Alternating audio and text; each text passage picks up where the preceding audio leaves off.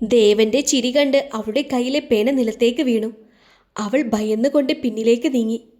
കയ്യിലെ പേപ്പർ അവൾ മുറുകെ പിടിച്ചു. ദേവൻ അവളുടെ അടുത്തേക്ക് വന്നുകൊണ്ട് അവളുടെ കയ്യിൽ നിന്നും ആ പേപ്പർ വലിച്ചെടുത്തു. അവൾ ഒന്നും മനസ്സിലാവാതെ ദേവനെ തന്നെ നോക്കി നിന്നു. ഭയന്ന് അവളുടെ കണ്ണുകൾ നിറഞ്ഞിരുന്നു. ദേവൻ ആ പേപ്പറും വാങ്ങി അത് ഭദ്രമായി എടുത്തു വെച്ചു.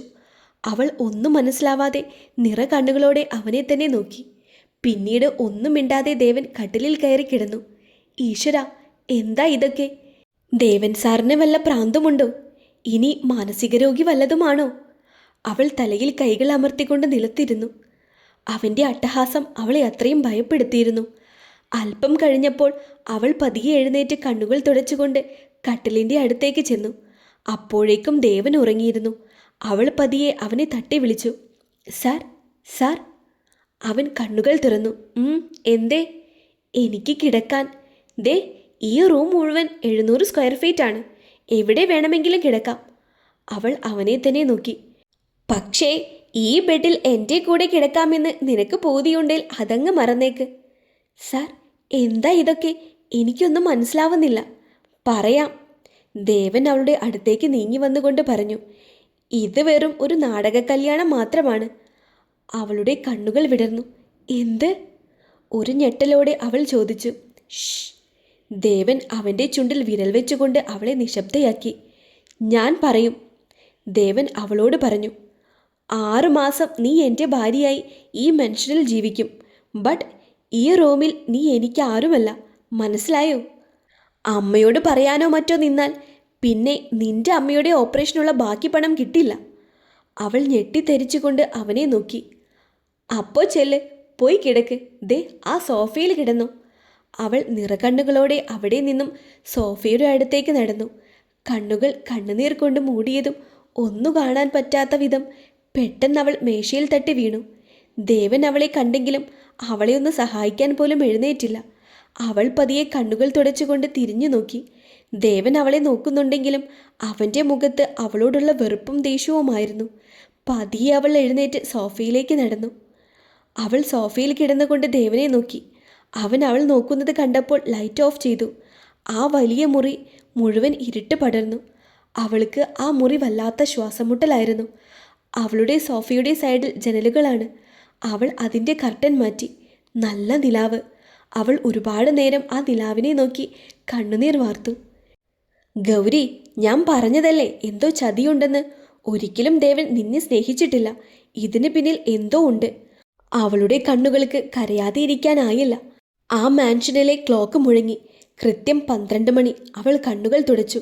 പതിയെ സോഫയിലേക്ക് കിടന്നു. തണുപ്പ് അവളുടെ ശരീരത്തെ മരവിപ്പിക്കാൻ തുടങ്ങി. കിടന്നിട്ട് ഉറക്കം വരുന്നില്ല. തണുപ്പ് കൂടിക്കൊണ്ടിരിക്കുന്നു. അവൾ തപ്പിത്തടഞ്ഞുകൊണ്ട് റൂമിൻ്റെ ലൈറ്റ് ഓൺ ചെയ്തു. ഷേ, എന്താ? ദേവൻ കലിതുള്ളി എഴുന്നേറ്റുകൊണ്ട് ചോദിച്ചു. നല്ല തണുപ്പ്, പുതയ്ക്കാൻ. അവൾ പറഞ്ഞു നിർത്തി.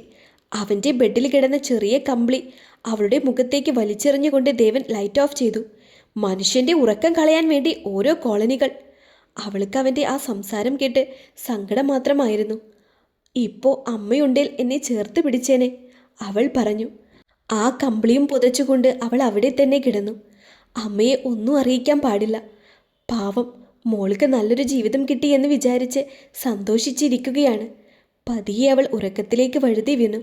രാവിലെ നല്ല പെർഫ്യൂമിൻ്റെ മണം അടിച്ചാണ് അവൾ ഉണരുന്നത്. അവൾ ചുറ്റും നോക്കി. നല്ല മണം. അപ്പോഴാണ് ദേവൻ ഒരുങ്ങി നിൽക്കുന്നത് കണ്ടത്. വേഗം എഴുന്നേൽക്ക്, എന്നിട്ട് വേണം താഴേക്ക് പോവാൻ. ദേവൻ കണ്ണാടിയിൽ നോക്കിക്കൊണ്ട് അവളോടായി പറഞ്ഞു. സാറ് പോയിക്കോളൂ, ഞാൻ വന്നോളാം. വാട്ട്? അവൾ ഒരു സംശയത്തോടെ നോക്കി. സാറല്ല, ഏട്ടൻ. ആ വാക്കിന് പല അർത്ഥവും കൊടുക്കാം. നമുക്കിടയിൽ ആ വാക്കിൻ്റെ ആവശ്യമില്ല സാർ, അവൾ പറഞ്ഞു. ആയിക്കോട്ടെ, പുറത്ത് നീ അങ്ങനെ വിളിക്കണം. ഇവിടെ സാർ, മനസ്സിലായോ? അവൾ തലയാട്ടി. എന്നാ വേഗം വാ. എനിക്കൊന്ന് കുളിക്കണം. ദേ, അവിടെയുണ്ട് ബാത്റൂമിൽ ഇടാനുള്ള ഡ്രസ്സ്. എല്ലാം അവിടെ വെച്ചിട്ടുണ്ട്. അവൾ പതിയെ ബാത്റൂമിലേക്ക് നടന്നു. വേഗം വരണം, ദേവൻ അവളോട് പറഞ്ഞു. അല്പനേരത്തിനുള്ളിൽ അവൾ കുളിച്ചിറങ്ങി. റൂം മുഴുവൻ ആ സോപ്പിൻ്റെ മണമായിരുന്നു. ഇത് അവിടെയുണ്ടായിരുന്ന സോപ്പല്ലേ? സംശയത്തോടെ ദേവൻ തിരക്കി. അതെ. ഇതിന് ഇത്രയും നല്ല മണമുണ്ടായിരുന്നോ? ദേവൻ മനസ്സിൽ പറഞ്ഞു. എന്താ സാർ? ഒന്നുമില്ല, വാ പോകാം. ദേവൻ അവളെയും കൂട്ടി കഴിക്കാൻ നടന്നു. ദേവികയും അവിടെ ഉണ്ടായിരുന്നു. വാ ഗൗരി, എങ്ങനെയുണ്ട്, സുഖമായിരിക്കുന്നു? ദേവിക നിറഞ്ഞ ചിരിയോടെ തിരക്കി. അവളുടെ മുഖം ആ ചോദ്യത്തിൽ വാടി. എന്താ മോളെ, എന്ത് പറ്റി? ദേവനും അവളെ നോക്കി. അവളൊന്നും ആരോടും മിണ്ടിയില്ല. ഭക്ഷണം കഴിച്ചു കഴിഞ്ഞ് ദേവിക ദേവനെ റൂമിലേക്ക് വിളിപ്പിച്ചു. ദേവൻ റൂമിലിരിക്കുമ്പോഴാണ് വാതിലിൽ ആരോ മുട്ടുന്നത് കേൾക്കുന്നത്. ഗൗരി പോയി വാതിൽ തുറന്നു. സാർ, സാറിനെ ദേവിക മാഡം വിളിക്കുന്നുണ്ട്, ഒരു സെർവൻറ്റ് പറഞ്ഞു. ദേവൻ ഗൗരിയെ നോക്കി. ചിലപ്പോൾ നിനക്ക് വേഗം നിന്റെ വീട്ടിലേക്ക് മടങ്ങാം. അതും പറഞ്ഞുകൊണ്ട് അവൻ ദേവികയുടെ മുറിയിലേക്ക് നടന്നു. അവൾ കണ്ണുകൾ നിറച്ചുകൊണ്ട് ആ സോഫയിലേക്ക് ചാരിയിരുന്നു. എന്തിനാ ഈശ്വര എനിക്ക് ഇങ്ങനെയൊരു പരീക്ഷണം? ഇതിനു മാത്രം എന്ത് തെറ്റാ ഞാൻ ഗണേശ നിന്നോട് ചെയ്തത്? ഈ വിവാഹത്തിന് യാതൊരു താല്പര്യവുമില്ലായിരുന്ന എന്നെ നീ എന്തിനാ ഇതിലേക്ക് വലിച്ചിട്ടത്? നോക്കിക്കോ, ഇനി ഗൗരി ഗണേശനെ കാണാനേ വരില്ല, അവൾ കരഞ്ഞുകൊണ്ട് പറഞ്ഞു. ഇതേ സമയം അമ്മേ, ആ മോൻ വാ, ഇരിക്കേ. ദേവിക ദേവന് നൽകിയ പേപ്പർ എടുത്ത് വെച്ചിരിക്കുന്നത് ദേവൻ കണ്ടു. അവൻ്റെ ഉള്ളിൽ വലിയ സന്തോഷമായിരുന്നു. ഇനി ആ കോളനിയെ ഒഴിവാക്കാമെന്ന ആഗ്രഹവും. ദേവിക ആ പേപ്പർ അതുപോലെ തന്നെ അലമാരിയിലേക്ക് തിരികെ വെച്ചുകൊണ്ട് ദേവൻ്റെ അടുത്തേക്ക് വന്നു. സംശയത്തോടെ ദേവൻ ദേവികയെ നോക്കി. എന്താ മോനെ, ഗൗരിമോൾക്കൊരു വിഷമം പോലെ? ഏയ്, എന്ത് വിഷമം? തപ്പിത്തടഞ്ഞുകൊണ്ട് ദേവൻ തിരക്കി. ഒരു വിഷമവുമില്ലേ? ഇല്ലല്ലോ. മോനെ, ആ കുഞ്ഞ് ഒരു പാവമാണ്. അങ്ങനെയൊരു ഭാര്യയെ കിട്ടാൻ നീ പുണ്യം ചെയ്യണം. അമ്മേ, ഞാനതിനവളെ. നീ ഒന്നും പറയണ്ട. ദേ, അവൾക്ക് നല്ലതുപോലെ വിഷമമുണ്ട്. എന്താ കാരണമെന്ന് എനിക്കറിയില്ല. കാരണം നീയാണേൽ ദേ ആ പേപ്പർ ഈ ദേവിക ഒപ്പിടില്ല. ആ സ്ഥലം ദേ അവൾക്ക് എഴുതി വെക്കുകയും ചെയ്യും. അമ്മേ, അമ്മ എന്തൊക്കെ ഭ്രാന്തായി പറയുന്നത്? നീയുമായുള്ള ടൈം അവൾ സന്തോഷത്തിലാവണം, ഇല്ലെങ്കിൽ ഞാൻ പറഞ്ഞത് നടക്കും. ദേവന് കാര്യങ്ങൾ മനസ്സിലായി. അമ്മേ, അമ്മ അവളെ ഇങ്ങ് വിളിക്ക്. ദേവിക ഗൗരിയെ വിളിക്കാൻ വേണ്ടി ആളെ അയച്ചു. അല്പനേരത്തിൽ ഗൗരി ദേവികയുടെ റൂമിലെത്തി. മേഡം, അവൾ റൂമിന് പുറത്ത് നിന്നും വിളിച്ചു. കയറിപ്പോരെ, ദേവിക പറഞ്ഞു. ദേ മോളെ, മേഡമല്ല അമ്മ, ദേവിക അവളെ ചേർത്ത് പിടിച്ചുകൊണ്ട് പറഞ്ഞു. മോളെ, എന്താ ഒരു വിഷമം? ദേവിക ഗൗരിയെ ദേവന്റെ അടുത്തേക്ക് ഇരുത്തിക്കൊണ്ട് ചോദിച്ചു. അമ്മയുടെ മുന്നിൽ വെച്ച് ഇപ്പോഴാണ് ഇവളെ സ്നേഹിക്കേണ്ടത്, ദേവൻ മനസ്സിൽ പറഞ്ഞു. ദേവൻ ഗൗരിയുടെ തോളിൽ പിടിച്ചുകൊണ്ട് അവളെ ചേർത്ത് പിടിച്ചു. എന്നിട്ട് ഗൗരിയെ നോക്കി നല്ലതുപോലെ ഒന്ന് ചിരിച്ചു. എൻ്റെ അമ്മ, ഇവൾക്ക് അമ്മയെ പിരിഞ്ഞുള്ള വിഷമമാണ്. ഇന്നലെ രാത്രി മുഴുവൻ അമ്മയുടെ കാര്യം പറഞ്ഞുകൊണ്ട് വിഷമിക്കാനേ നേരമുണ്ടായിരുന്നുള്ളൂ. അപ്പോഴേക്കും ഗൗരിയുടെ കണ്ണുകൾ നിറഞ്ഞു. അവൾ തല താഴ്ത്തി നിറകണ്ണുകളോടെ ദേവനെ നോക്കി. ഗൗരി, അമ്മയോട് പറ. ദേവൻ അവളുടെ തോളിൽ പതിയെ അമർത്തി. ചെറിയ വേദന അവളിൽ അനുഭവപ്പെട്ടു. മേഡം. മോളെ, അമ്മ, ദേവിക അവൾക്ക് തിരുത്തി കൊടുത്തു. അമ്മേ, ഏട്ടൻ പറഞ്ഞതാണ് സത്യം. അമ്മയെ ഓർക്കുമ്പോൾ വല്ലാത്തൊരു വിഷമം. ദേവിക അവളുടെ സംസാരം വീക്ഷിച്ചു. സാറ് എന്ന പദവിയിൽ നിന്നും ഏട്ടൻ എന്ന പദവിയിലേക്ക് ദേവൻ ഉയർന്നു. അവൾക്ക് മനസ്സിലായി. മോളിങ്ങനെ വിഷമിച്ചാലോ? അമ്മ സുഖമായി ഇരിപ്പുണ്ട്, വിഷമിക്കേണ്ട. ദേവൻ അവളുടെ കൈകളിൽ മുറുകെ പിടിച്ചു.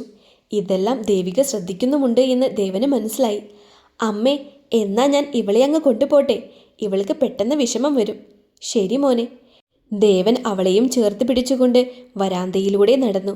റൂമിലെത്തിയതും വാതിലടച്ചുകൊണ്ട് അവൻ അവളെ ഒറ്റ തള്ളായിരുന്നു.